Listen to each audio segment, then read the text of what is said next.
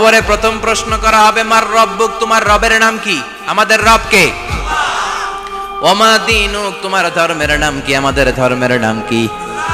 বিশ্বনবীর চেহারা দেখিয়ে বলা হবে, এই লোকটাকে তুমি চিনো কিনা? চিনি না আমরা? চাঁদের চেয়ে সুন্দর তুমি, নবী আমার কমলিহি ওয়ালা। আমাদেরকে জিজ্ঞেস করা হবে রব কে? বলবো আল্লাহ। ধর্ম কি? বলবো ইসলাম। এই লোকটারে চিনো নাকি? আমরা বলবো চিনি, আমাদের প্রাণের নবী মুহাম্মদ সাল্লাল্লাহু। তিনটা প্রশ্নের উত্তর করতে পারলে এডিশনাল আরেকটা প্রশ্ন, ওমা ইলমুক। এই তিনটা প্রশ্নের উত্তর জানলা কেমনে? নকল করছো নাকি? বাংলাদেশে নকল আছে না নাই? কোথায় নকল করে?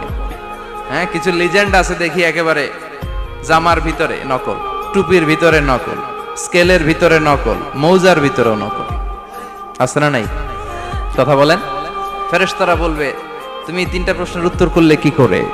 আপনাকে বলতে হবে, আমি